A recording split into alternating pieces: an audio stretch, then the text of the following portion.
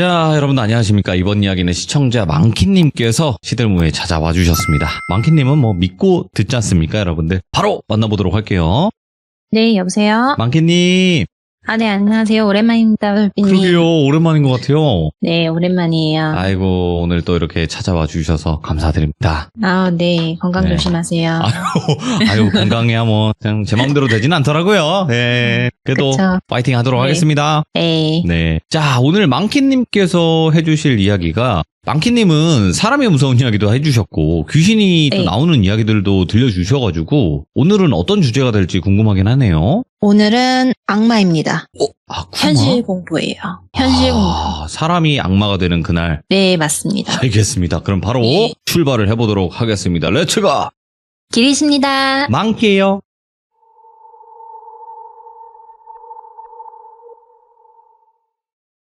이 이야기는 나중에 또 2탄으로 하나 더 나올 이야기고요. 피해자는 돌비의 시점부터 일단 이야기해드리려고 합니다. 이런 말이 있잖아요. 사람의 탈을 쓰고도 어떻게 이런 일을 할 수가 있지? TV에서도 나오는 실제 일어났었던 악행들이 여러 가지가 있잖아요. 근데 알려지지 않은 악행들도 정말 많더라고요. 그래서 이 악마의 씨이면은 이런 일들이 가능한 건가? 이렇게 생각을 할 수도 있는데, 그러니까 정말 사람이면은 해서는 안 되는 짓들이 있는데 그 이야기들을 오늘 해드리려고 해요. 돌비는 어릴 적에 막내 외동 아들로 태어나서 열 손가락에 금가락지를 다 끼워주던 부유한 시절이 있었다면, 그리고 아버지 실패와 돌연 사망으로 인해서 집안이 기울게 되어요. 그래서 그 시절이 고등학생 때였고, 졸업과 동시에 군대를 바로 갔다 오자마자 대학은 못 가고 그냥 바로 취업을 하게 돼요. 그 당시에 할 수 있었던 일이 신발 가게 장사였었고, 나름 돈을 그래도 꽤 벌게 되니까 누나와 어머니로부터 ATM 기기가 되어요. 고등학교 졸업하고 그 당시 월급 200 정도를 받으면 뭐 20만 원 빼고는 다 엄마랑 누나한테 주는 꼴이 돼버려서 생활이 넉넉하진 못했었대요. 근데 돌비가 좀 별명이 무식한 바보예요. 덩치는 좀 커요. 얼굴은 좀 강아지같이 생겼는데 성격은 또 푼숙기가 있고, 그리고 그런 자기를 비웃거나 이러면은 버럭하고 욱하고 그런 성격이에요. 그런데 그 신발 가게 주변에도 상가가 있을 거 아니에요. 그 4년간 일하면서 친해진 옆에 그 상점의 형과 술을 자주 마셨대요. 근데 형이 야, 언제까지 촌스럽게 뭐 헌팅 술집 이런 데 다닐래? 우리가 나이도 있고 그러니까 비싼 술 마시러 가자 이러면서 형이 데리고 간 곳이 모던바라는 곳이었대요. 한참 그 10년 전에는 그 모던바가 좀 유행을 했을 때가 있었대요. 그래서 그 당시에 모던바를 갔었고, 손님이 많지는 않았는데 두세 명의 여성들이 이렇게 그 바 앞에 앉아 있었고, 되게 푸릇푸릇한 대학생 느낌이 났었대요. 그 중에 가장 연장자 같은 이 여성이 돌비와 그 형 앞에 앉아서 뭐 술도 이렇게 주고 과일도 추천해주고 뭐 이러면서 이야기를 나누게 됐대요. 근데 이 여성이 얼굴은 하얀데 눈 화장은 되게 진하고 이목구비는 뚜렷한데 그렇다고 막 엄청 예쁜 것도 아니고 근데 묘하게 매력이 있고 이러는 느낌이었대요. 근데 기가 엄청 센 마담 같은 아우라가 났었다고 하더라고요. 근데 이야기를 하는데 자신의 이야기도 잘 받아주고 서비스도 많이 챙겨주니까 호감이 갔대요. 그래서 돌비가 이 취기 때문에 이 여자한테 살짝 호감이 생긴 거예요. 다음날도 다다음날도 그 모던바에 있던 여성이 떠올랐던 거죠. 그래서 돌비가 그 같이 가던 형한테 가서 형, 오늘도 술 한잔 할래? 이렇게 제안을 해서 그 모던바에 또 간 거예요. 그 날도 그 여성이 있었대요. 또 왔네? 이러면서 기억을 해주더니 이제 미니 안주 같은 거 서비스로 또 챙겨주고 이런저런 얘기를 또 하더래요. 그러다가 막 이런 얘기 저런 얘기 도란도란 하는데 몇 분 뒤에 그 같이 온 형이 전화가 와서 나가더니 야, 나 와이프가 빨리 오라고 난리라고, 나 먼저 갈 테니까 너 천천히 놀다 가라고 하고선 형이 그냥 떠났대요. 근데 돌비는 솔직히 이 여자 보려고 온 거잖아요. 형은 그냥 끼고 온 거니까. 그래서 형한테 솔직히 고마웠었대요. 그래서 이 바텐더 여성이랑 한참 이야기 나누고 이름이 설희라는 것도 알게 되었대요. 네, 설희 잘 기억하셔야 됩니다. 근데 이런저런 얘기를 하는데 이 여성의 할머니가 무당이래요. 그래서 본인은 옛날에 신기가 있어서 많이 힘들었었고 눌린 곳을 받았다 이런 이야기들을 많이 해줬대요. 네. 근데 나는 눌린 곳을 받았어도 아직 귓기를 느끼고 관상이나 사주 정도는 봐줄 수가 있고 근데 좀 이야기를 하자면은 몇 가지 해드릴까요? 이렇게 물어보더래요. 그래서 좀 신기하더래요. 돌비 입장에서는 살면서 여러 여성들을 만나봤지만 좀 오늘만 사는 그 여자들을 많이 만났다면 이 여자는 학력도 좀 높았고 똑부러지고 박학다식하고 그런 입담들이 너무 보였대요. 그래서 뭐냐고 나도 사주 같은 거 좀 궁금하다 이러니까 돌비 오빠는 사주에 부모복이 없네. 근데 배우자 복은 엄청날 거다. 그리고 해외에서 살면은 돈을 몇 배가량 더 벌 수 있겠는데? 그런 패자야. 이렇게 얘기를 하더래요. 네. 근데 돌비는 그때 당시가 20대 중반이었는데 해외에 한 번도 나간 적이 없대요.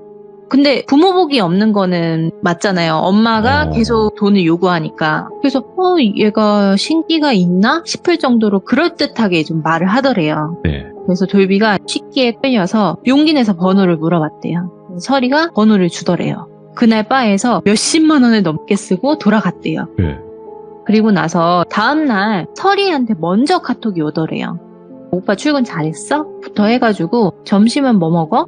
나는 졸업반이라 학교에서 수업 듣고 있어. 오늘 퇴근하고 뭐해? 오늘 나 빠 출근 안 하는데 괜찮으면 영화 볼래? 이런 식으로 대화가 티키타카가 이어가지더래요. 네. 돌비 입장에서는 얘가 나한테 관심 있나? 나 지금 썸 타는 건가? 싶었대요. 그래서 그날 돌비는 설이랑 만나서 밥도 먹고 영화도 보고 조용한 술집 가서 더더욱 진솔한 이야기 나누며 친해졌대요. 그렇게 한 잔, 두 잔 마시는데 설이가 술을 그렇게 잘 마시더래요.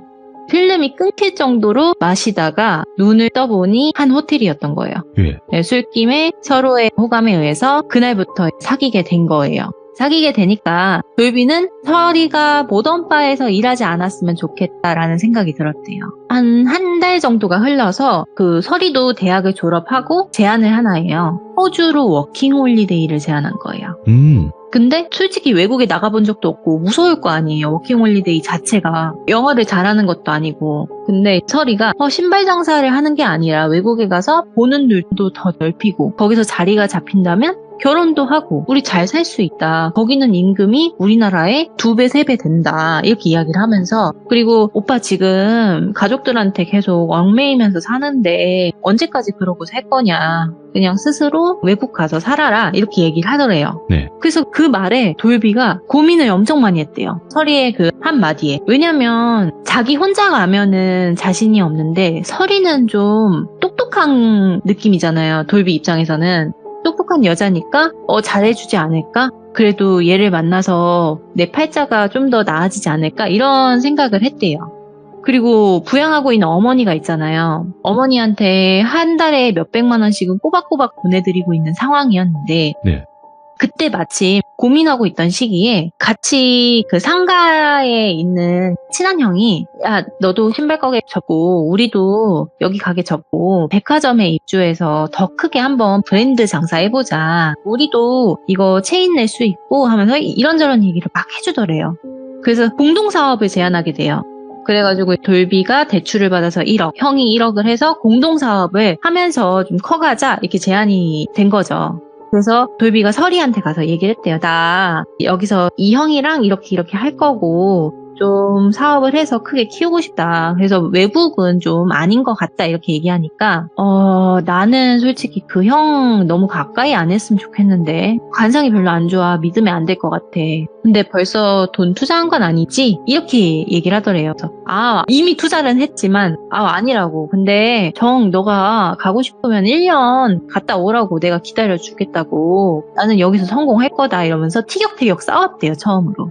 내가 잘 될 거라고 해줘야지 왜 벌써부터 관상이 안 좋다는 소리를 치냐고. 그 형이 솔직히 설이 너보다 알고 지낸 기간이 더 길어 하면서 막 싸웠대요. 왜냐면은 이미 돈도 투자했지. 그리고 가게는 폐업 정리까지 했지. 그래서 9월쯤에 가오픈 대회관까지 다 마친 상황이었대요.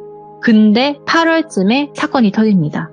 형이 전화를 안 받아요. 그 돈을 가지고 튄 거죠. 사기를 당한 거예요. 심지어 돌비는 1억의 신용대출이 은행에서 안 나와서 사금융까지 가서 돈을 더 빌린 상황이 돼요. 사채까지요. 예, 그래서 너무나 좌절을 해가지고 설이한테 솔직하게 이야기를 해요.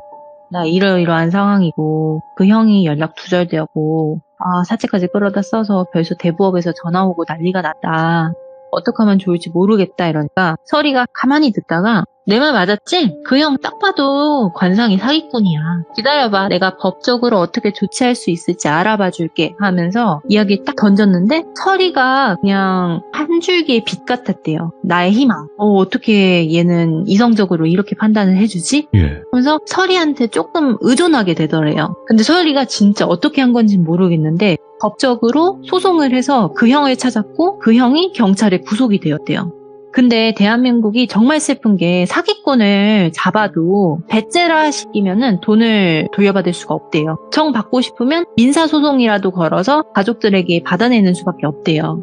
그래서 설이가 민사소송을 다 준비를 해준 거예요. 그리고 괴롭힌 거죠. 그 형의 집에 가서 뭐 압류하고 뭐 이랬는데 그 형의 엄마가 월에 내가 그럼 얼마씩 갚겠다 이렇게 하면서 결정이 났대요. 그러니까 사건이 그리 어느 정도 해결이 된 거죠. 근데 이러한 레퍼토리가 자기는 경험해 본 적이 없는데 설이는 너무나도 능숙하더래요. 그래서 돌비가 이제 생각이 든 게 솔직히 사채까지 끌어다 썼지만 자기도 가 압류가 들어온 상황이었고 너무 이 한국이 힘들고 해서 워킹홀리데이를 가봐야 되나? 라는 생각이 들었대요. 그때 마침 설이가 오빠 호주 갈래? 이렇게 얘기를 하더래요. 한 번 더 이야기를 꺼낸 거죠. 그때 설이랑 연애한 지가 한 반년 이상 됐을 때였대요. 근데 돌비 눈에는 솔직히 설이가 여태 다 해줬잖아요. 사건도 해결해주고 사람 보는 눈도 있고 말도 너무 잘하고 이런 판단이 되니까 그래 나는 얘 말만 잘 따르면은 사건은 안 나겠다 싶어서 워홀을 가기로 결정을 해요. 준비 과정이 너무 복잡했대요. 솔직히 자기가 무식한 것도 있지만 너무 복잡했대요. 근데 설이가 옆에서 알아서 착착 신청 다 해주고 편하게 준비할 수 있어서 호주로 출국을 합니다. 근데 어머니께도 말씀을 드렸는데 그 어머니가 하는 말씀이 가서도 돈은 보내라 였대요. 그래서 솔직히 가족도 나한테 이러는데 설이는 정말 나한테는 소중한 존재구나 라는 걸 느꼈대요. 나는 사기까지 당해서 지금 빚도 갚고 있는데 어떻게 엄마는 나한테 돈을 더 달라고 하지? 엄마가 일을 좀 할 순 없는 건가? 이런 생각이 들었었대요. 그래서 설이가 옆에서 그걸 보더니 그런 부모는 차라리 인연을 끊으라고 내가 옆에 있어줄 테니까 엄마 말 듣지 말라고 엄마라고 다 엄마 아니라고 저건 엄마의 탈을 쓴 완전한 남이라고 그러면서 위로를 해주더래요. 그래서 엄마랑도 인연을 끊어버려요. 돌비가. 아예 그러면 돌비는 여기 가족도 없는 거예요. 그래서 둘이 호주로 떠납니다. 한 달 동안은 그래도 모아온 돈으로 좀 놀았대요. 거기가 집을 들어가면은 쉐어하우스라고 해가지고 방이 여러 개 있으면은 방마다 사람들이 산대요. 그렇게 해가지고 월세처럼 돈도 주고. 근데 쉐어하우스에서 만난 이 한인들이랑 술 먹고 친해지기도 하고 같이 살게 되니까 신혼처럼 좀 느껴져서 이 호주에서의 생활이 너무 좋았었대요. 근데 어느 순간부터 설이가 180도 달라지더래요. 왜냐면 일을 같이 하긴 했는데 일을 맨날 그만두는 거예요. 매번. 뭐 여기는 사장 성격이 나빠서 그만둬. 여기는 임금 조건이 별로야. 여기는 사람이 일할 곳이 아니야. 이러면서 하루 이틀 만에 그만두는 거예요. 그리고 돌비는 계속 일을 하고 있었고 그리고 돌비가 가장 그나마 할 수 있는 일이 청소 일이었대요. 처음에는. 근데 어느 순간 설이가 입덧을 하는 거예요. 임신을 한 거죠. 순간 돌비는 이 죄책감과 책임감이 공존하면서 설이한테 내가 어떻게든 책임질 테니 낳자라고 말을 했대요.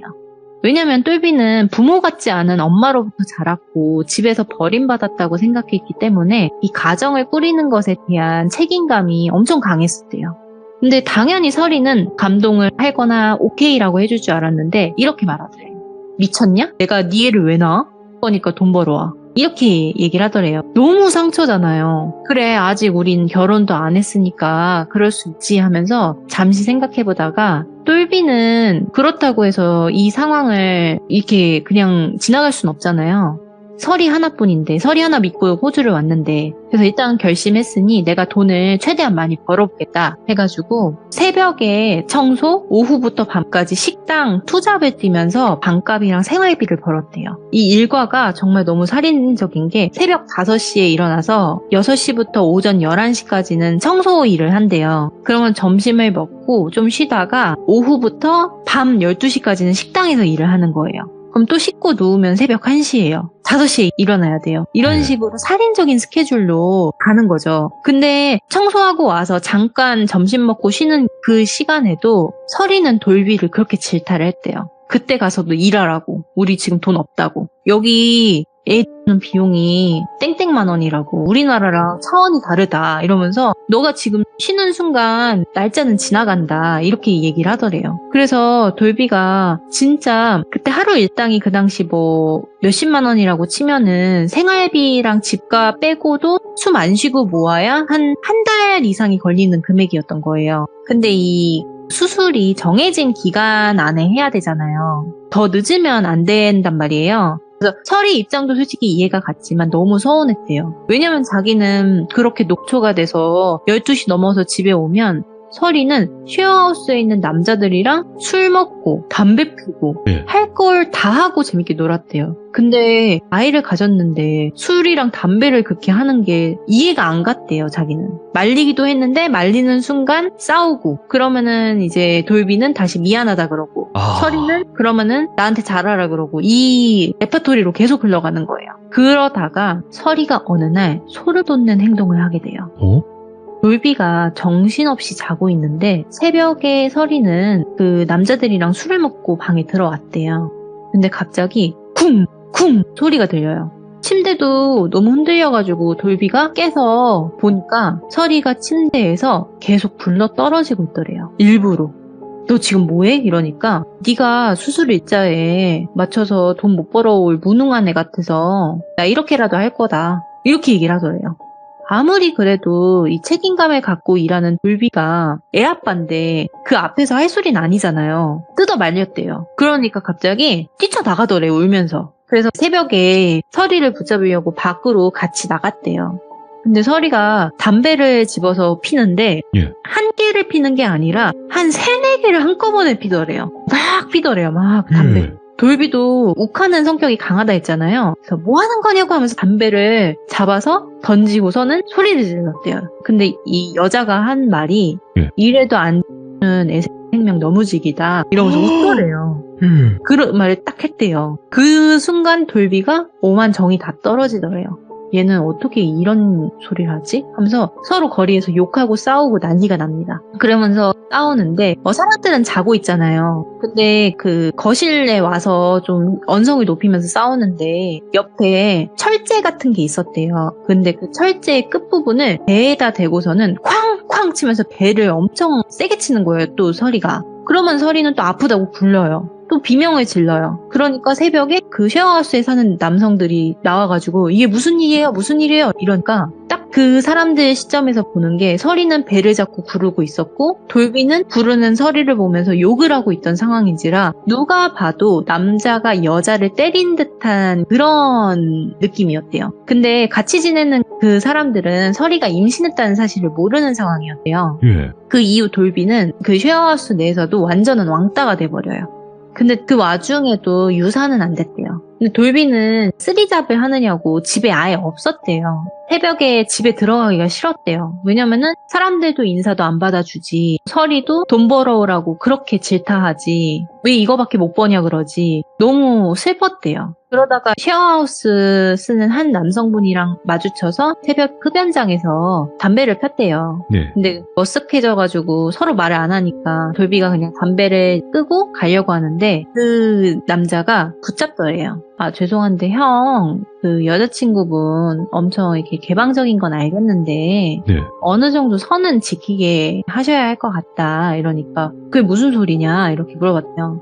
나는 솔직히 그날 형이 여친 때린 거 아니라고 생각을 한다. 왜냐면은 형 여자친구 성격이 좀 장난 아닌 거는 나도 느껴진다. 근데 내 옆방에 그 훈남이 형 알지 않냐? 유학생 형. 그 자다 일어나서 내가 물 마시려고 부엌에 나갔는데 둘이 장난이라고는 하는데 소파에 훈남 형이 아래에 누워있고 여자친구가 배 위에 앉아서 애정행각처럼 막 장난을 치더라. 근데 나는 형이 그거를 모를 거라고 생각은 하지만 좀 감수는 잘해야 될 것 같다. 이러면서 얘기를 하더래요. 그 얘기 들으니까 너무 화가 나더래요. 설이한테 가서 따졌대요. 너 훈남이랑 뭐 한 거냐고. 왜 그런 얘기가 지금 이 집에서 들리냐 이러니까 설이가 정말 표정 하나 변함없이 적반하장으로 네가 직접 봤어? 너 나를 얼마나 안 믿으면 그딴 소리를 나한테 짓거리는 거야? 네 애를 뺀 나한테 할 소리니? 이렇게 얘기를 하더래요. 그러니까 또 애를 가지고 운운하니까 똘비가 마음이 약해지더래요. 그래서 결국에 한 달 동안 쓰리잡을 한 덕분에 돈이 모여서 결국엔 수술을 합니다. 근데 회복을 해야 되니까 설이가 일을 안 하고 집안일만 열심히 했대요. 그렇게 워킹홀리데이가 1년이 다 지나갈 무렵이었대요. 근데 설이가 일도 아예 안 하다가 갑자기 나 여기서 대학 가고 싶어. 자기가 나 좀 서포트 좀 해줘. 이렇게는 호주 영주권도 못 받고 하니까 워킹홀리데이는 1년이면 끝나는 거잖아요. 예. 내가 학생 비자로 있다가 취업해서 워킹 비자 받으면은 호주에서 더 살 수 있으니까 나를 좀 밀어줘. 나 영어 좀 하잖아. 충분히 대학 갈 수 있고 취업할 수 있어. 이렇게 얘기를 하더래요. 그래서 일단 호주에서 결혼식을 올렸어요. 근데 호주가 좀 신기한 게 우리나라랑 다른 게 혼인신고 이런 게 없대요. 대신에 뭐 비자를 묶을 수 있는 뭐 제도가 있다고 하더라고요. 그런 방법이 있대서 결혼을 진행했다고 했던 것 같아요. 똘비는 청소일이 아니라 거기서 가장 돈을 많이 벌 수 있는 현장 일을 하게 돼요. 근데 솔직히 장사를 했던 돌비가 건설 현장에 가서 얼마나 적응을 잘하겠어요. 네.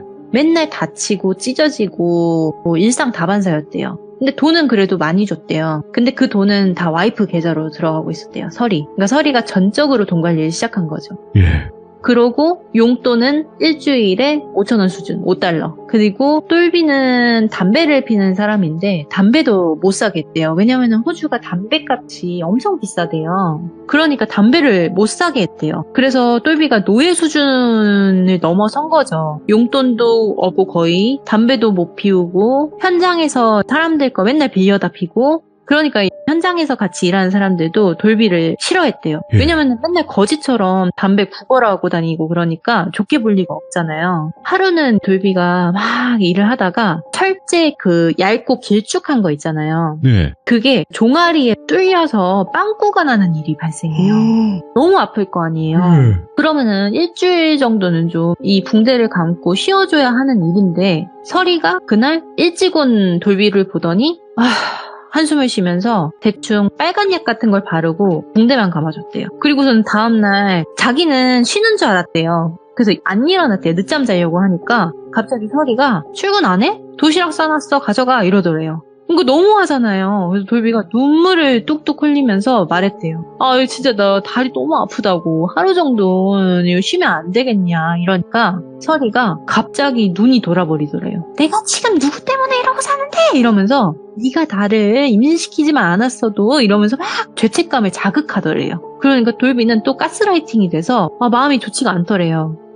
한숨을 쉬고 그 상태로 일을 나갔대요. 쩔뚝거리면서. 그렇게 돈을 모으는데도 설이는 맨날 돈돈거렸대요. 얼마나 이 돈을 많이 벌었냐면 거의 6개월에 1억 가까이를 벌었다고 하더라고요. 그 인보이스를 보면은. 근데 설이가 이렇게는 나 대학 못 간다고 더 모아야 된다고 하면서 승질내는 게 더 심해지더래요. 근데 어느 날 설이가 일자리를 구했대요. 갑자기. 네가 돈을 너무 못 버는 것 같으니까 나도 같이 일하려고 하더래요. 뭐 하는 덴데? 이러니까 그냥 뭐 한인이 운영하는 그냥 회사인데 그 회장 집 정리해주고 잔심부름 해주는 뭐 메이드 일로 한 하루에 3-4시간 정도 갔다 오는 거야 이러면서 그리고 나 청소 잘하는 거 알잖아 이러더래요.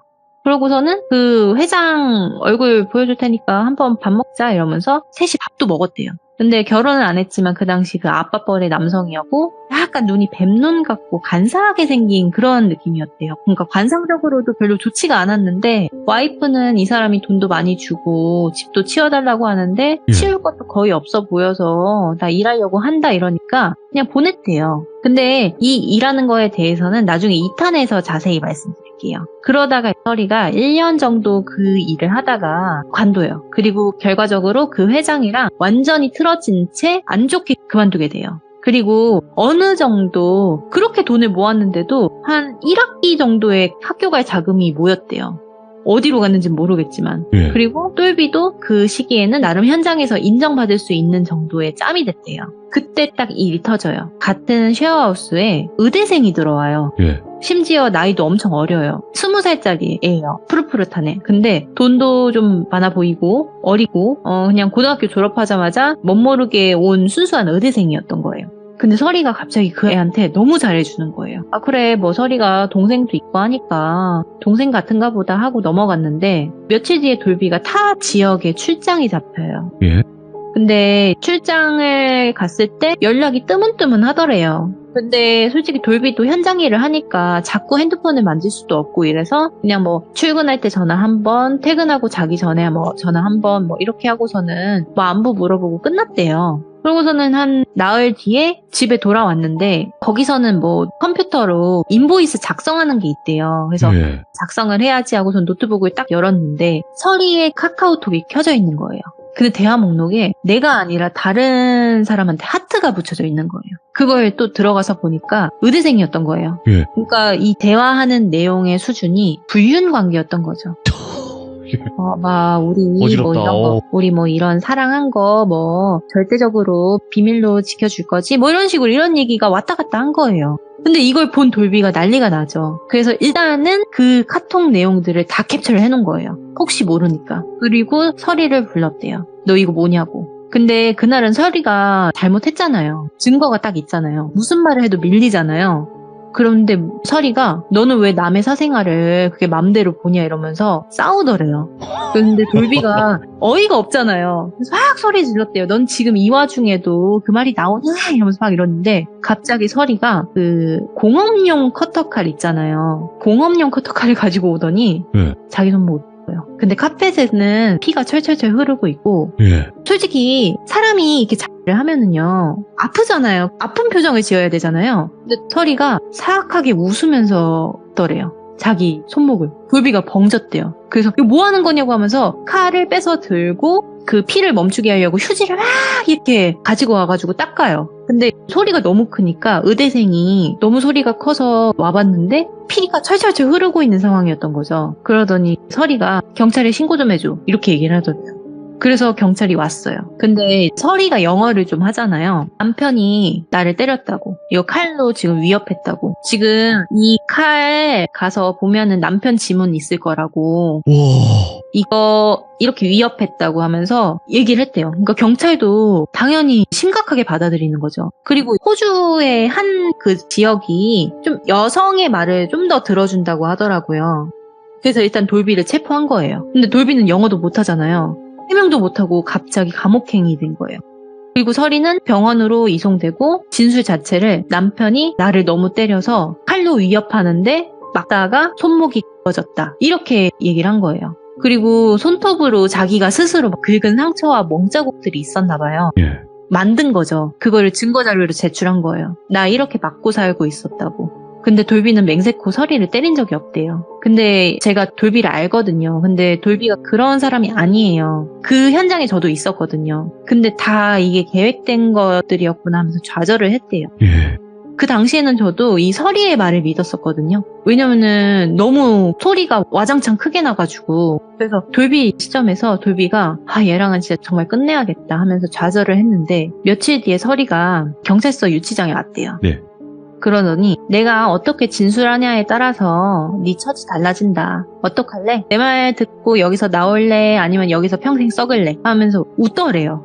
그래서 일단은 나가야 될 거 아니에요. 그래서 빨리 나가고 싶다고 미안하다고 얘기를 하니까 일단 각서 쓰라고 하면서 각서 안에 얘기한 게 집을 나가더라도 한 푼도 없이 나가기. 그리고 생활비로 매달 금액의 80% 입금하기. 이것만 지켜주면 내가 무죄로 너 풀어줄게. 이러더라고요. 근데 진짜 이 사태가 올 때까지도 솔직히 이 돌비가 악마구나 라는 건 느꼈지만 그래도 잘 풀면은 되겠지라는 생각이 들었대요. 그래도 같이 산 세월이 있는데 말만 저런 거겠지 이런 생각이 들었대요. 그래서 알았어 내가 그렇게 할게 이러고 이제 나왔는데 집에 갔대요. 집 앞에 갔는데 막 캐리어랑 짐이 싸져 있더래요. 들고 나가 이러더래요. 정말 옷 몇 벌만 들고 맨몸으로 쫓겨납니다. 그렇게 돌비가 당한 거를 아니까 한인사회에서 소문이 난 거예요. 이 악마가 서리가 예. 현장 동료들이 이제서야 하나둘 말해주는 거예요. 서리에 대해서. 왜냐면 이야기 들었던 게 네 와이프라서 말은 안 했지만 좀 이상하다. 술만 먹으면 그 A형 있잖아. A형한테 그렇게 들이대고 너 자러 갔을 때 더하더라야. 나는 둘이 정말 불륜 저지르는 줄 알았다. 이렇게 얘기를 하고. 너 그때 술 먹고 자러 갔을 때 네 와이프가 하는 말이 저번에 돈 모아서 자기 동생 대학 보내주고 부모님 집 사줬다고 그러던데 와이프가 돈 버는 게 있냐. 네가 번 돈으로 해준 거 아니야? 이렇게 얘기를 하더래요. 네. 그러니까 그렇게 돈돈돈거렸던 거예요. 돈이 없다고. 그런 이야기를 해주면서 서리의 목적은 결국 똘비는 자기가 호주에서 살게 해줄 밑거름이었을 뿐 남편도 아닌 노예에 불과한 건 사실이었던 거예요. 그럼 서리의 목적은 뭐냐? 예. 그렇게 있다가 영주권 이상의 돈이 좀 있는 남자를 만나서 결혼해서 호주에서 정착하는 게 목표였던 거예요. 그래서 의대생한테도 달려들었는데 듣기로는 그 의대생도 피해자긴 해요. 돈도 좀 뜯기고 했는데 그 부모님의 입김이 세서 실패한 걸로 소식을 들었고요. 고구마 결말이지만 현재 돈 많은 영주권 남자를 만나서 아이를 낳고 잘 살고 있대요. 와. 너무너무 잘 살고 있대요. 아니 근데 잠깐만. 그래, 네. 거기까지는 알겠는데 2탄이 또 있다고 이게? 네, 2탄이 있습니다. 2탄이 아직 끝난 게 아니라는 거예요? 아니면 끝나고도 다른 얘기인 건지? 이 서리에 대한 이야기예요. 그러니까 서리가 한 악마의 짓이 2탄이 또 있어요. 돌비의 시점 하나, 똘순이의 시점 하나 이렇게 보시면 될 것 같습니다. 그러면 한마디로 진짜는 그 서리 시점이겠네. 그렇죠. 서리가 저지른 짓들이 예. 굉장히 많아요. 제가 들은 거는 2개일 뿐이지만 타고 들어가면은 4개, 5개, 6개가 될 수도 있는 에피소드인 거죠. 네. 근데 너무너무 신기한 게 호주에서 너무너무 발 뻗고 잘 살고 있다는 거. 아기는 왜 잘 살까요? 그러니까요. 근데 참 정말 놀라웠던 게 모든 게 처음인 척 하더래요. 그 남자한테 있어서 아이를 뭐 이렇게 한 적도 없고 너무나도 과거를 청산한 듯이 잘 살고 있대요. 그리고 이 돈 욕심이 많은 악마라고 보거든요, 저는. 네. 그래서 학력도 S대라고 위조하고 그렇게 호주에서도 속인 사람들이 많다고 들었어요. 근데 누가 표적이 될지는 모르는 거고 그 서리한테 한번 걸리면은 피해자가 또 될 수도 있다는 점. 그래서 만약에 호주에서 살고 계시는 분이 있다면 꼭 조심하시라고 똘비가 이야기를 해주셨습니다. 근데 이 이야기를 들었을 때 아마 2가지가 될 거예요. 왜냐면 첫 번째는 그 여자가 나쁘다. 뭐 이 파가 있을 거고 네. 아니 그런데도 왜 만나? 이제 좀 이런 타입도 있을 거예요. 이게 제가 이제 어. 2탄에서도 말씀을 드리려고 하는데 가스라이팅이요. 정말 무서운 거더라고요. 그렇죠. 네. 예. 그러니까 저도 와 들으면서 왜 그렇게 맞나 이러는데 이 설이라는 여자애가 가스라이팅을 엄청 잘해요. 그거를 좀 알고서는 판단해 주셨으면 좋겠습니다. 그쵸. 이게 겪어본 사람으로서는 알면서도 좀 내가 자존감이 낮을 경우에 좀 그런 경우도 있고, 네. 예, 그래서 사람이 또 그 상황마다 다르니까, 예, 우리라고 안 그러라는 또 법은 없고요. 다 상처 받으신 분들도 많이 계시잖아요. 아 그렇죠. 예, 아유, 오늘 망키님께서, 너무나 답답하고, 너무나 화가 나는 그런 이야기를 또 들려주셨는데, 다음번에는 그 여자의 시점으로 한번 또 네. 이야기를 들어볼까 합니다. 너무 감사드립니다, 망키님. 네 감사합니다. 네, 고맙습니다. 자, 여러분들 안녕하십니까. 이번 이야기는 시청자 망키님께서 시들무에 찾아와 주셨습니다. 오늘은 이제 다른 시선에서 봤던 저번 주에 이어서 이야기가 될 것 같습니다. 도대체 어떤 이야기일지 같이 한번 들어보도록 할게요. 안녕하세요 돌비님. 이거 망키님 안녕하세요. 네 안녕하세요. 일단은 저번 주에 진짜로 답답하고 화가 나고 네. 정말 또 그런 사연을 가지고 오셨는데 네. 오늘 뭐 이어진다고 하기보다는 네. 이제 여자 쪽 입장에서의 시선이 될 것 같아요. 이야기가. 다른 이제 돌순이라는 여자의 입장에서 그 사람도 이제 서리의 피해다. 네. 일단은 전에 못 들으신 분들을 위해서 중간중간에 제가 전에 스토리를 좀 설명을 드릴게요. 좋습니다. 네. 네. 그래서 일단은 키워드는 이제 호주에 사는 악마. 악마를 보았다지 이거 진짜. 예. 알겠습니다. 그러면 도대체 어떤 이야기일지 같이 한번 출발을 해보도록 할게요. 렛츠고! 길이십니다. 많게요.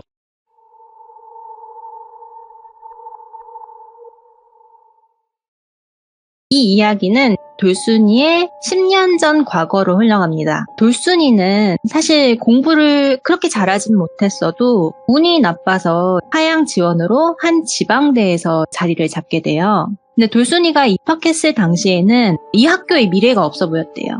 어떤 느낌이었냐면 그 기안84님의 패션왕 그 웹툰 아시죠? 알죠. 많이 들어봤죠. 네, 그 패션왕 웹툰에서 나오는 지방대를 통제한 그런 모습들이 보였대요.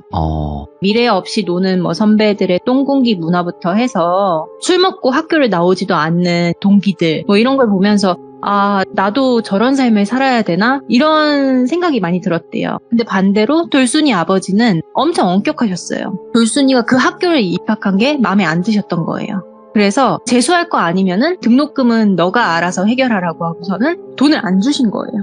근데 돌순이가 동기들이랑도 그렇게 잘 어울리진 못했대요. 술을 잘 마시는 것도 아니고. 그래서 매학기 전액 장학금을 받기 위해서 엄청 노력을 많이 했대요. 아버지께서 안 해주니까. 그래서 공부를 되게 열심히 한 거죠. 그래서 주변으로부터 평판이 좋았대요. 성실하다. 돌순이는 근데 그런 게 좋았대요. 나를 좀 인정해 주는구나. 지방대를 나왔지만 개천에서의 용이 되겠다라는 결심으로 4학년까지 달려와요. 돌순이는 이제 공부, 아르바이트도 하냐고 대학 동기들이랑 어울리진 못했대요. 그리고 수업 시간도 다른 거를 막 신청하다 보니까 같이 밥 먹을 기회나 같은 에피소드가 있다거나 좀 은따가 된 기분이었었대요. 솔직히 어울리지 못하니까. 그에 반해 동기인 설이가 나와요. 네, 설이가 동기였어요. 같은 대학 동기였지만 그 설이라는 친구는 1학년 때부터 영향력이 꽤 넘쳐서 유명했대요. 예. 근데 유명한 게 재밌고 유쾌해서 유명한 것보다는 처음에는 되게 인사이더처럼 여기저기 어울리다가 동기끼리 싸움도 엄청 하고 다니고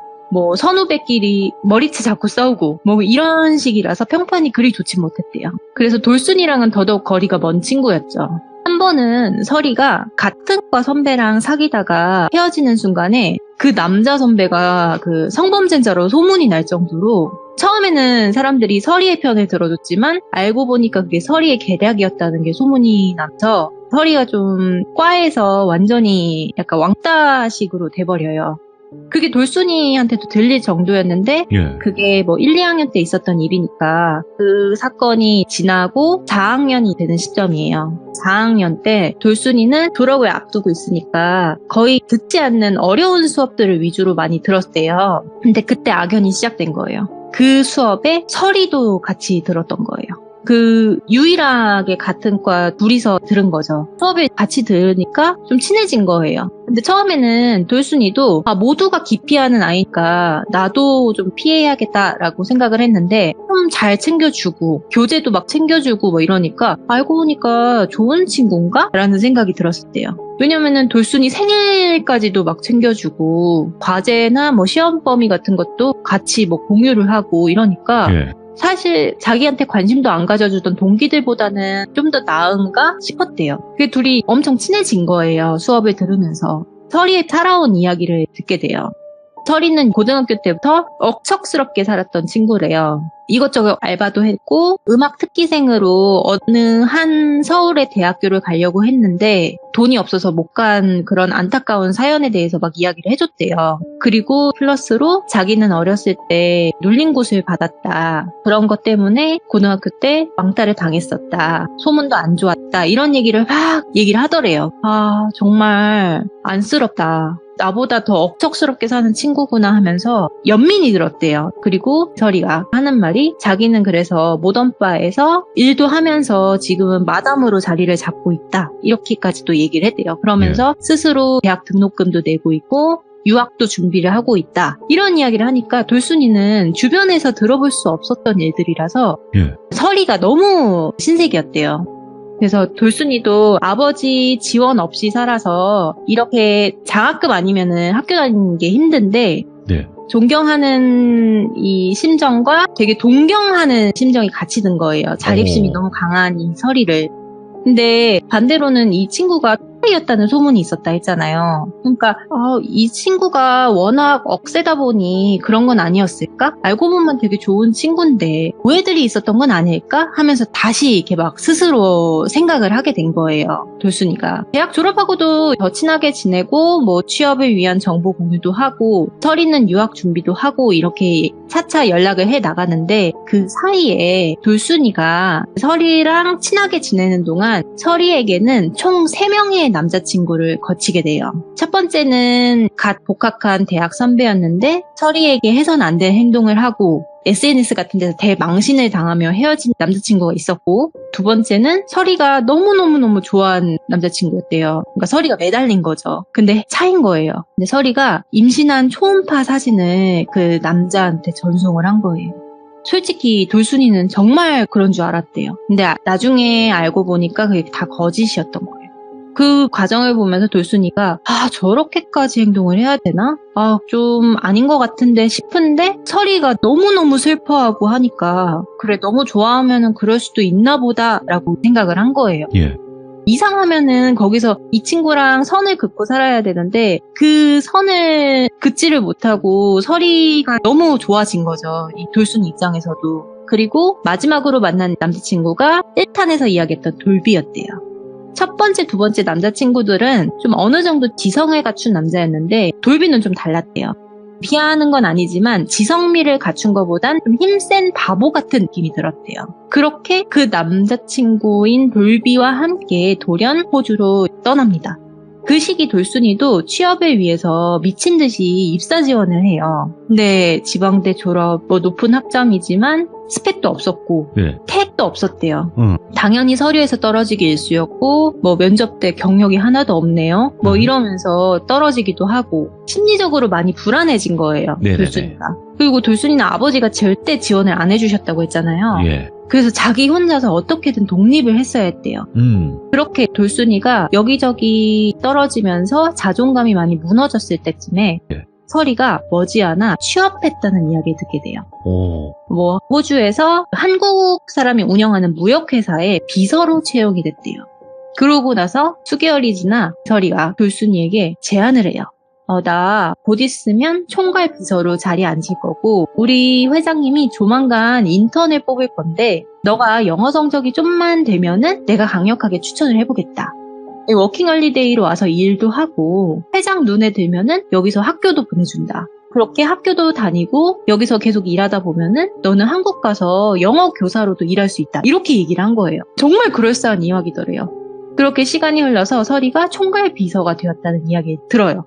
그리고 같이 간 이 남자친구 돌비와 결혼식도 올려요. 호주에서. 그리고 시간이 지나니까 설이가 회사에 플랫폼을 보내주더래요. PPT로. 이게 우리 회사고 우리 회사의 비전이 이렇고 입사 조건은 이렇고 너가 할 일은 이거다. 이러면서 이런 것들을 다 보내주는 거예요. 근데 입사 조건 중에 영어 성적이 좀 안 됐대요. 그래서 돌순이가 나는 너처럼 안 될 것 같다 이렇게 얘기를 하니까 설이가 내가 비행기표는 끊어줄 순 없는데 회장님이랑 식사 자리 한번 마련해 보겠다. 네가 한번 호주를 시간 내서 와라 이렇게 얘기를 하더래요. 그래서 돌순이는 그냥 여행 겸 설이를 보러 호주로 가요. 그리고 설이가 사는 세상에 들어가게 된 거죠. 근데 자존감이 떨어져서 이리저리 치이고 있는 자기와는 다르게 설이는 너무 잘 살고 있더래요. 집도 있고 한 집에 방이 많아서 쉐어를 하는 그런 여유, 그리고 남편은 현장에서 일하지만 꽤 높은 보수로 일하고 있고 설이는 커리어 우먼으로서 일하고 있으니 이게 모든 게 안정적이어 보이면서 내 또래지만 너무 어른스러워 보이는 거예요. 부러웠대요. 그리고 회장님과 나를 위해서 식사 자리도 마련해주는 그런 생각도 고마웠대요. 진짜 설이는 내 사람들에게는 그렇게 잘하는구나라고 생각을 했대요. 그래서 셋이 만나게 돼서 식사 자리를 가져요. 근데 돌순이가 아르바이트를 굉장히 많이 했다 했잖아요. 잘하는 게 있어요. 아부. 그런 거 있잖아요. 그냥 입 바른 소리 있잖아요. 네. 그러니까 회장님이 좀 뭔 얘기만 하면은 회장님에게 점수를 따야 되니까 회장님 말이 맞습니다. 그럼요. 이런 식으로 아부와 칭찬을 되게 많이 했대요. 식사를 하는 것보다는 잘 보여야 되니까. 그래서 회장이 좀 면접을 보듯이 넌 꿈이 뭐냐, 뭘 어떻게 준비를 하냐, 뭐 이런 거를 물어봤대요. 그래서 본인의 꿈에 대해서 되게 열정적으로 이야기를 했대요. 근데 그래? 이러면서 되게 하찮게 대답을 하더래요. 그래서 내가 말실수라도 했나? 마음에 안 드시나? 이런 대답을 원하신 게 아닌가? 라고 하면서 잠시 설이 눈치를 보면서 돌순이가 주눅 들었대요. 그리고서는 식사 자리가 끝나고 회장이 명함을 주더래요. 연락하라고. 회장이 집으로 가고 설이가 오히려 들떴더래요. 너 회장이 마음에 들어 한 것 같다고, 꼭 연락하라고, 감사하다고 말하고, 뭐 친해지라고 이렇게 이야기를 하는 거예요. 그래서 돌순이가 설이를 맹신했다고 했잖아요. 그래서 이렇게 입사 조건을 좀 유하게 해주려고 하는 건가? 나도 호주로 좀 취업할 수 있나? 라는 생각이 들었대요. 그래서 한국에 돌아와서 돌순이가 워킹홀리데이를 갈 준비를 하는 거죠. 근데 한국에 있는 동안 회장이 좀 돌순이에게 연락을 하는데 부담스럽게 하더래요. 그래서 설이한테 이런 내용들을 보내주니까 우리 회장님 원래 이렇게 표현해. 나한테도 이래. 그리고 우리 회장님 해외에서 좀 오랜 기간 체류해서 표현하는 게 한국과 다를 뿐이지 별다를 거 없다. 이렇게 이야기를 하는 거예요. 좀 부담스러운데 이렇게 하셔도 되나? 이런 생각이 들었대요. 돌순이 입장에서는. 그러니까 계속적으로 설이가 점수 뗄 수 있는 좋은 기회라고 이렇게 대답해 이러면서 아예 자기가 문장까지 써주더래요. 그렇게 해서 최종적으로 워킹홀리데이 준비를 끝나고 돌순이가 떠나요. 꼭 성공해야지 하면서. 회장이 오자마자 설이랑 돌순이한테 영어학원을 다니라고 보내줬대요. 예. 진짜 취업을 알선해주는 듯이 영어학원을 보내주더래요. 그러고 나서 사건이 터진 날이 온 거예요. 회장이 점점 추파 던지는 행동들이 과해지더래요. 그러니까 돌순이도 느낌이 들죠. 이 사람이 나를 좀 여자로 생각해서 이러는 것 같은데, 나 곤란한데? 이거를 근데 거절하면은, 입사고 뭐고 잘 안 되려나? 그러면은 좀 여자로서 안 보이게끔 하는 방법은 없을까? 이런 생각을 많이 한 거예요. 돌순이 입장에서는. 기분 나쁘지 않게 어떻게 해야 될까? 설이에게 털어놨대요. 근데 설이가 고민하더니 우리 회장님이 젊은 여자를 좋아하는 건 맞다. 근데 너가 열심히 살고 이러는 거 보니까 너한테 마음이 간 걸 수도 있겠지 이러면서. 근데 거절 그렇게 막 하지 마. 우리 회장님 자존심 되게 강하신 분이라 기분 상하면 내 직장 생활도 힘들어질 거다. 대신에 내가 옆에서 잘 말해볼 테니까 걱정 마라. 이렇게 이야기를 하더래요. 회장이 어느 날 돌순이를 불렀대요. 어디로 오라고. 근데 옛날에는 설이까지 같이 불러서 갔는데 이번에는 혼자만 오라고 하니까 돌순이가 덜컥 겁이 난 거죠. 그래서 불러서 차를 타고 이동을 하는데 너무너무 걱정이 되더래요. 어디로 가시는 걸까? 좀 멀리 가더래요. 그래서 돌순이가 설이한테 이러하다 지금 상황이. 그러니까 설이가 혹시라도 우리 회장님이 스킨십을 하려고 하거든. 정중하게 거절하면 된다. 우리 회장님 막 자존심 센 사람이라서 거절하고 그러면은 눈치껏 아실 거다. 그리고 지금 내가 비서라서 스케줄도 다 아는데 저녁쯤에 올 거다. 이렇게 얘기를 하더래요. 그런 거 아닐 거다 이렇게 얘기를 하는 거죠. 근데 한 호텔을 가더래요. 그리고는 체크인을 하더래요. 그러고서는 방에 들어갔는데 좀 돌순이가 여기서 이건 아닌 것 같아요 이렇게 해서 뿌리치고 갈 수가 없는 상황이었대요. 좀. 왜냐면은 정말 차 없이는 못 가는 그런 호텔이었대요. 밖에가 다 오지인 그런 호텔. 그래서 어떻게 해야 될까 가만히 고민을 했는데 회장님한테 용기를 내서 물어봤대요. 회장님 혹시 제 방은 없을까요? 이렇게 물어봤대요. 근데 회장이 딱 한번 쳐다보더니 말을 안 하더래요. 그러더니 갑자기 와인을 꺼내서 와인을 콸콸콸 따르더니 마시래요. 근데 돌순이가 술을 못 마셔요, 잘. 예. 그래서 좀 마시는 척만 했대요. 그러더니 갑자기 씻으러 들어가더래요. 근데 이게 돌순이가 너무 무섭잖아요. 그래서 설이한테 SOS 요청을 합니다. 설이가 듣더니 정말 이상한데? 우리 회장님은 거절하면 표현 확실하신데 너가 애매하게 한 거 아니야? 혹시 모르니까 동영상 설치해봐 이러면서 나도 그쪽으로 갈 테니까 조금만 기다려 이렇게 얘기를 하더래요. 근데 돌순이가 좀 애매했던 게 뭐냐면 회장이 스킨십을 하진 않았어요. 네. 그래서 이 상황이 불편하기는 한데 내가 정말 그냥 설레발 치는 걸 수도 있겠다 이런 생각이 들었대요. 그래도 모르니까 회장이 나왔는데 가운만 입고 있더래요. 그러면은 좀 느낌이 오잖아요. 그래서 급하게 휴대폰으로 동영상 촬영 모드를 켜놓았대요. 일단은 혹시 어떻게 될지 모르니까. 근데 회장은 그런 것도 모른 채 돌순이에게 몹쓸 짓을 가합니다. 예. 근데 불행 중 다행인 건지 그 돌순이가 촬영하고 있는 그 공간에서 행동을 한 거고 돌순이가 절규하면서 발버둥 치는 모든 게 다 찍힌 거죠. 근데 너무너무 이 상황 속에서 강하게 거부를 하니까 이 회장이 열이 받았나 봐요. 그래서 잠깐 멈췄는데 그 틈을 타서 돌순이가 휴대폰을 들고 뛰쳐나갑니다. 그래서 호텔 직원들한테 울면서 반 벗겨진 상태로 가가지고 자기 좀 숨겨달라고 폴리스 불러달라고 이렇게 이야기를 한 거죠. 그래서 경찰이 들이닥친 거예요. 모든 게 상황이 정리가 됐고 회장이 미수범으로 잡혀가요. 근데 회장이 잡혀가는 그 순간에 설이가 도착했대요. 근데 설이가 그걸 보면서 통쾌하게 웃고 있었대요.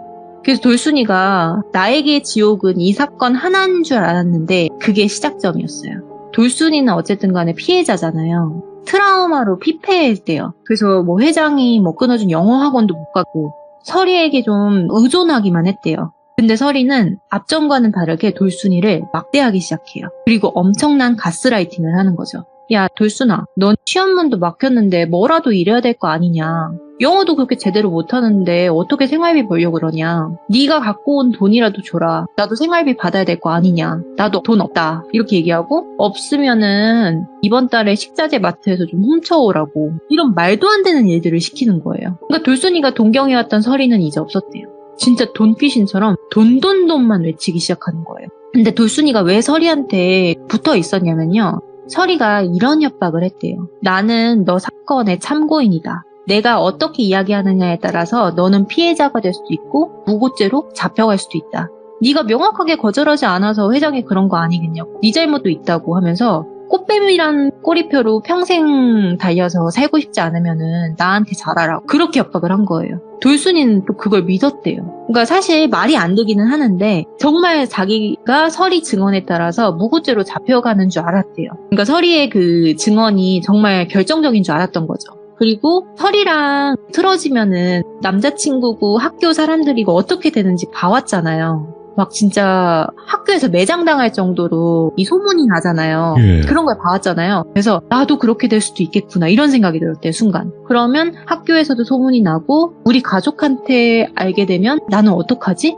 이런 생각이 들어서 이제 의존하는 거 반, 무서워서 반 같이 있었대요. 근데 돌순이가 정말 답답하다고 생각하실 수도 있는데 그 당시 사회생활도 안 해본 갓 졸업한 애가 이게 진짠지 아닌지 어떻게 알겠어요. 예. 네, 그러니까 아무것도 몰랐던 거죠. 그리고 설이에게 돌순이는 정말 감정 쓰레기통이었대요. 그리고 반대로 이 남편은 돌비 있잖아요. 돈 벌어다 주는 노예였대요. 남편이 방에서 같이 자야 되잖아요. 근데 남편을 현장에서 일하고 와서 냄새 난다, 코 곤다 하면서 거실에 내쫓기도 하고 이전에 얘기했듯이 돌비가 철근에 다리가 뚫려서 다치고 온 사건이 있었잖아요. 그걸 보면서도 돌순이도 봤는데 너무 심한 거 아니야? 라고 생각을 했지만 당연히 일 가야 되는 거 아니냐. 너 일 안 하면 나 굶어 죽는다 하면서 일을 억지로 내보내고 이런 행동을 하니까 돌순이는 설이의 왕국에서 그냥 사는 노예였대요. 너무 힘들었대요, 솔직히. 그리고 거기에 이제 뭐 여러 사람들이 살고 있었는데 그 중에 하나가 유학생인 남자가 와서 살고 있었어요. 근데 그분이 한 달 동안 이 집의 사람들을 다 파악을 한 거죠. 관찰을 한 거죠. 그리고 힘들어하는 돌순이를 엄청 도와줬대요. 그러다가 이제 돌순이랑 서로 마음이 생긴 거죠. 그래서 이 친구를 귀인이라고 부를게요. 실제로 이 돌순이를 많이 도와준 친구거든요. 그래서 그 유학생인 귀인이 그 당시에는 차도 있었고 설이 눈에는 돈이 좀 있는 부잣집 도련님 같았대요. 그래서 나중에는 똘순이한테 마음이 있어 보이니까 똘순이를 시킨 거예요. 너 쟤 잡아서 돈 뜯어내라고. 말도 안 되는 지시를 하는 거예요. 근데 돌순이가 솔직히 이건 아니다 싶었대요. 아니 나를 이렇게 도와주는 애한테 어떻게 그러냐고. 그래서 귀인한테 가서 울면서 이야기를 했대요. 귀인아, 만약에 혹시라도 서리가 돈 빌려달라고 하거나 요구를 하면은 절대 주지 말고 빠른 시일 내로 다른 집으로 이사 가면 좋겠다고 얘기를 하면서 울었대요. 근데 그 귀인이 빤히 이제 보더니 똘순이에게 그러면 같이 나가시죠 이렇게 얘기를 하더래요. 근데 돌순이가 도망치고 싶어도 이 서리한테 돈이란 돈은 다 줘서 없었대요. 혹시 돈이 없어서 그러는 거면 내가 빌려줄 테니까 차차 갚으시라고. 나는 지금 당신이 제일 불쌍하다고 그렇게 얘기를 한 거죠. 그러면서 빠른 시일 내로 방을 구해서 이사만 가면 되는 상황이었대요. 예. 그렇게 돌순이는 서리에게서 도망 나와서 살게 돼요. 근데 서리가 어떻게 했을 것 같나요? 난리가 나요. 이 돌순이를 찾으려고 온갖 혈안이 돼서 그 당시에는 SNS 그 페이스북이 굉장히 유행했을 때예요. 근데 돌순이가 자기네 집 물건을 훔쳐서 도망가서 뭐 경찰이 쫓고 있다느니 꽃뱀 행동을 하다가 지금 고소당해서 경찰이 추적 중이라느니 별의별 거짓말을 다해서 헛소문을 내요. 그러니까 돌순이의 명예를 완전히 계속 훼손시키는 거죠. 근데 솔직히 돌순이를 아는 사람들은 저 말이 거짓이라는 걸 안돼요. 왜냐면 돌순이가 성실한 이미지인데 하루아침에 저런 행동을 했다는 게 말이 안 되는 이미지거든요. 근데 돌순이가 사람들에게 질려버리는 경험을 그때 하게 돼요. 사람들은 진실보다 듣고 싶은 소문을 더 믿는다는 걸 알았대요. 그러니까 이런 거죠. 안 그럴 걸 알지만 열심히 살던 애가 갑자기 이런 소문을 내니까 헐 크크 진짜 역겹다 뭐 이런 식으로 댓글을 다는데 알고 보니까 다 대학 사람들 뭐 이러니까 진절머리가 나더래요. 그래서 정말 나를 믿어주는 사람들은 없구나 괴롭다 이런 생각이 들었대요. 그리고 심지어 돌순이 아버지에게까지 연락을 하더래요. 돈 내놓으라고. 이 딸이 여기서 몸 팔다가 이렇게 됐다 이러면서 해서는 안 될 말과 협박까지 하게 됩니다. 그래서 돌순이는 정말 자기가 우려했던 모든 일들이 터진 거죠. 예. 학교 사람들에게 소문났지, 부모님에게까지 알려졌지. 그러니까 돌순이가 더 피폐해진 거예요. 도망을 왔는데. 살 이유가 없어진 거예요. 그래서 모든 걸 포기하려고 해요. 그러니까 무슨 상황인지 아시겠죠? 모든 걸 포기하려고 하는 상황에 귀인이 그걸 또 발견을 합니다. 그래서 자기의 대학 등록금을 미루는 한이 있더라도 돌순이를 도와줬대요. 가려고 하는 돌순이를. 그래서 병원도 계속 데리고 다니고 약도 먹이고 계속적으로 옆에서 케어를 해준 거죠. 그러니까 돌순이는 그 상황에서 약이 없으면은 잠을 잘 수가 없었고 온갖 장애가 다 온 거예요. 뭐 불안장애, 공황장애 이런 것들 있잖아요. 그래서 핸드폰에 모든 SNS를 끊고 정말 믿을 수 있는 몇몇과만 연락하면서 살게 돼요. 예. 그러면서 돌순이도 사람이 없는 어딘가에서 열심히 돈을 벌어 유학생인 그 귀인한테 돈을 차차 갚아나가요. 그렇게 자기도 치료를 하기 위해서 노력을 해요. 살기 위해서. 근데 귀인이 해준 이야기가 있대요. 그 귀인의 아버지는 일찍 돌아가셨지만 무속인 비슷한 거였대요. 정확히는 제가 기억은 안 나는데 비슷한 거였대요. 네. 근데 내가 그 집에서 서리를 봤을 때 도망쳐 나오고 싶었던 이유 중에 하나는 서리한테 씌인 게 있다고. 나는 그런 악귀는 처음 봤다고. 아빠가 계실 적에 악귀에 대한 이야기를 많이 해줬는데 그 존재와 서리의 느낌이 너무 비슷했대요. 아버지는 그런 사람들을 본체만 사람의 몸을 빌린 진정한 악귀라고 이야기를 했대요. 정말 이게 돌아다닌대요. 사람처럼. 사람인데 악귀라는 거죠. 예. 그렇게 빙의돼서 그렇게 행동을 하고 다닌대요. 근데 그런 존재였다는 거죠. 네. 그래서 나도 혼자 나갈 수는 있었는데 당신이 너무 안타까워서 도와주고 싶었다고. 나중에 갚아도 되니까 일단은 사르시라고. 정말 귀인처럼 이렇게 도와준 거죠. 그래서 그 귀인 덕분에 서리가 완전히 치료는 안 됐지만 차차 증상이 나아져요. 네. 트라우마나 PTSD 이런 것들이 조금씩 극복이 되고 있는 시점이었어요. 시간이 흘러서 서리가 이혼했다는 소식을 접하게 돼요. 그리고 그 똘비가 똘순이를 만나고 싶어 한다는 이야기까지 듣게 돼요. 왜냐면 귀인이랑 똘비가 같은 업종에서 일해서 그 소식을 접할 수 있었대요. 그리고 경악스러운 서리의 모든 계획들이 폭로되는 그 상황이 펼쳐집니다. 예. 이 똘비가 설이랑 헤어진 이유는 1탄에서 말씀을 드렸었죠. 네. 헤어지려고 하는 순간 설이가 너 때문에 여자로서 내 인생이 무너졌으니까 평생 동안 갚으라고 이렇게 이야기를 하니까 책임감과 죄책감이 공존하면서 설이의 옆에 있게 돼요. 그리고 가장 돈을 많이 벌 수 있는 일인 현장 쪽 일을 선택했고 그때 다리에 구멍이 날 정도로 일을 했지만 예. 자기한테 쥐어지는 돈은 한 푼도 없었대요. 모든 돈은 아내인 설이한테 들어가는 거였죠. 근데 돌순이에게 하려는 이야기가 1탄에서 설이가 회장의 집으로 출퇴근하는 일을 구했다고 했었잖아요. 일단 똘순이한테 말했던 회사의 그 총괄비서 그런 일이 아니었대요. 예. 그냥 그 회장 집의 가정부였던 거예요. 근데 돌순이한테는 비서로 채용이 됐다고 이야기를 했고 돌비는 알고 있었죠. 남편이니까. 가정부로 일하는 것도. 그리고 회사 심부름 몇 번 간 걸로 똘순이한테 인증샷 보내주면서 회사에서 비서로서 일하는 척 했던 거였어요.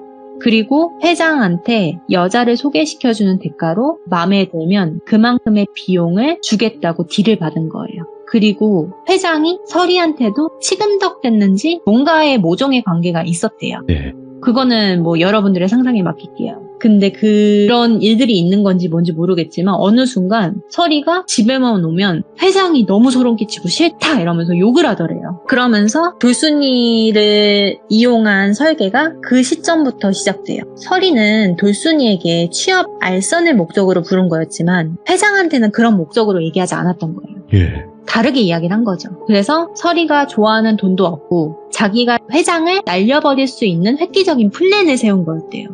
돌비가 그거를 듣고 있었는데 돌순이에게 하려는 그 계획들도 다 알고 있었대요. 근데 자기 아내였고 자기 아내가 잘못된 행동을 하는 걸 알지만 이 와이프를 말렸다간 자기도 어떻게 될지 모르는 그런 것들 때문에 암묵적으로 입을 다물고 있었대요. 그거를 이실직고하면서 울었대요. 돌순이를 만나자마자. 그러니까 자기도 설이한테 버림을 받았으니까 이제라도 솔직하게 말을 해주는 거죠. 그러니까 설이가 화력에서 일을 좀 했던 경험이 있다 했잖아요. 설이는 돌순이의 그 배짱을 보면 분명히 회장이 이 추파 던지는 걸 받아주지 못할 그릇이란 걸 알고 있었대요. 그래서 돌순이가 취업이나 이 학력에 대한 자존감이 엄청나게 떨어져 있던 것도 알고 있었고 이거를 잘 구슬려서 이용해야겠다는 생각을 한 거예요.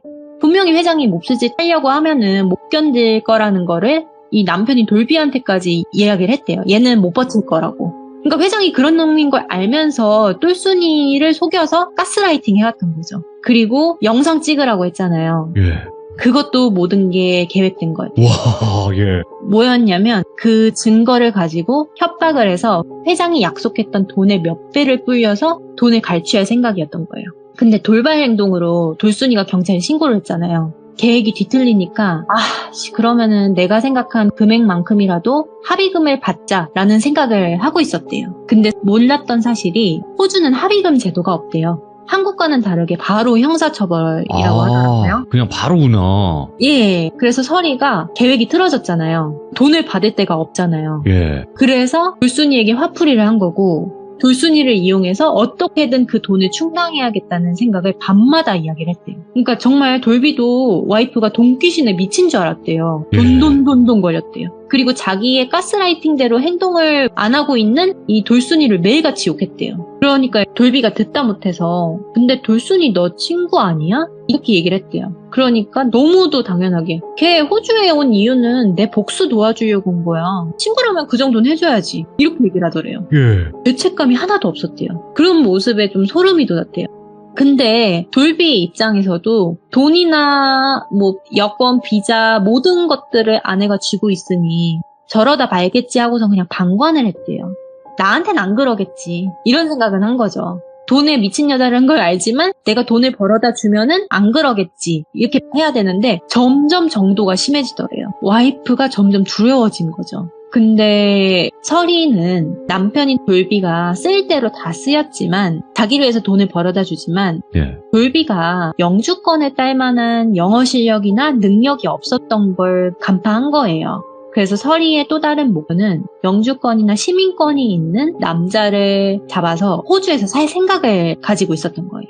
그래서 1탄에도 말씀드렸지만 잠깐 입주해서 돈이 좀 있어 보이는 그 의대생이랑 바람이 났고 남편한테 들켜서 싸움이 났지만 갑자기 자기를 해하더래요. 예. 그러니까 이제 피가 철철철 나는데 남편이 뭐하냐고 칼을 빼서 쥐었는데 갑자기 서리가 씩 웃더니 그 자리에서 경찰에 신고를 합니다.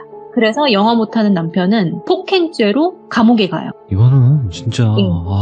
그리고 칼을 뺏었던 이 남편의 지문을 증거로 제출해요. 모든 걸 계산했던 거예요. 그리고 서리가 꺼내주는 조건으로 한 푼 없이 이혼을 요구했대요. 그리고 쫓겨났다고 했잖아요. 그때 돌비가 그동안 내가 뭘 위해서 살아온 거지? 공허하더래요. 그리고 일단은 돌순이를 찾아야겠다. 일단 사과를 해야겠다. 내가 도움이 될진 모르겠지만 진술에 도움을 줘야겠다. 이런 생각을 했대요. 그래서 돌순이를 찾았던 거예요. 근데 돌순이는 이걸 다 알았지만 결론적으로 이 사건은요. 무죄가 됩니다. 어? 증거 다 있고 DNA 다 나왔지만 아이러니하게 무죄가 돼요. 회장은 호주에서 제일 가는 변호사 여러 명을 쓰고요. 예. 그때 당시에 기억은 잘 안 나는데 판사가 그 변호사의 동기였나? 아는 사이였던 걸로 기억해요. 호주는 그런 비리가 없다고는 하는데 그런 게 있었나 봐요. 네. 결국에 무죄가 돼요. 그리고 회장의 편에서 진술을 번복하는 그 서리의 모습도 보게 돼요. 경찰들도 그 서리를 되게 진절머리나게 생각을 했대요. 예. 왜냐하면 돌순이를 갑자기 너무 악의적으로 진술한 게 티가 났거든요.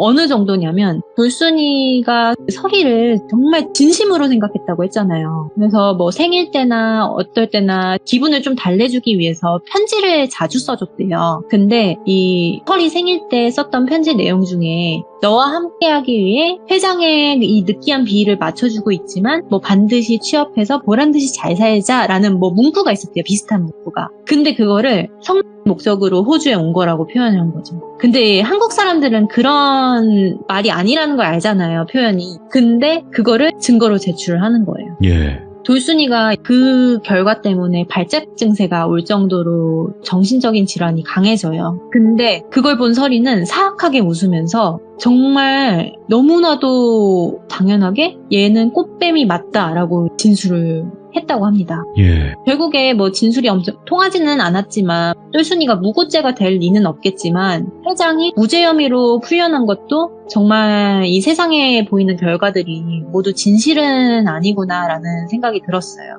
그리고 결과적으로 서리는 회장한테 돈을 받았던 걸로 추측이 되는 게 독일 3, 4차를 뽑았다고 했대요. 그 정도면은 이제 뭘 받았겠죠. 그렇겠죠. 네, 그리고서는 SNS로 자기가 이겼다면 하하호호 떠들고 뭐 자랑하고 자기의 자산이나 뭐 차 같은 걸 자랑하고 그런 고구마 같은 결말로 끝이 났대요. 악마한테 진 거죠. 네. 근데 진실은 돈과 권력에 묻혀버린 너무 가슴 아픈 결과였고 정작 피해자였던 똘순이는 마음의 병이 심해지게 돼요. 그러니까 똘순이가 잘못한 게 있다면 자신의 줏대를 잊고 행동했던 건데 충분히 한국에서 열심히 준비해서 취업해서 평범하게 살아갈 수 있었는데 달콤한 유혹에 속아서 섣부른 판단이 모든 걸 망쳤다고 다시 스스로를 마감하려 했었대요. 그때 한 번 더 귀인이 도와줍니다. 한 번 더 도와주게 돼요. 그러면서 이제 잘못한 거 없다. 한국 가서 다시 천천히 일어나서 준비하고 새 삶을 살아가라. 네. 내가 그런 거를 아버지처럼 잘 볼 줄은 모르지만 당신에게 악한 존재는 없다고. 당신은 너무너무 선한 사람이게 느껴진다고. 정의가 이기진 못했지만 너무 억울하지 않겠냐고 하면서 설득을 했대요. 네. 그래서 돌순이는 한국에 돌아와서 정말 열심히 살고 있지만 아직까지 트라우마로 고생하고 있고요. 네. 그러니까 진짜 네. 악마는 잘 살고 있네요. 너무너무 잘 살고 있는 게 사실 서희의 또 다른 결말은 그때도 이야기했지만 돈 많은 이 영주권이나 시민권의 남자를 만나서 아이 네. 낳고 잘 살고 있다고 했잖아요. 뭐 학력도 땡땡 대학교라고 위조하고 학생들을 가르치는 일을 해요. 또 심지어. 근데 사람이 똑똑하든 아니든 간에 사이비를 믿게 되는 과정들도 결국에 가스라이팅을 당한 거잖아요. 사실 시들모를 들으시는 귀족님들께서는 아니 돌비든 돌순이든 멍청하게 왜 당하고 있냐 이렇게 생각을 하실 텐데 정말 누구든 당할 수밖에 없는 환경을 만들어 놓고 그 사람을 길들이기 시작하면 사실 당할 수밖에 없을 것 같아요. 어우, 장사했나요? 예. 그러니까 이 사람들이 욕할 게 아니라 정말 나쁜 거는 악기에 잠식되어 있는 서리가 아닐까 싶어요. 그쵸. 네. 네, 악녀지, 악녀. 예. 그리고 또 느낀 게 있다면 사실 이 현실 공포 이야기들 속에서도 이해할 수 없는 게 왜 피해자는 숨어야 되고 범죄자는 이렇게 떳떳하게 살아가는 걸까? 생각이 들면서 이런 이야기들을 가지고 와보았습니다. 망키님 마지막 말씀이 굉장히 씁쓸하네요. 네, 참 그렇죠.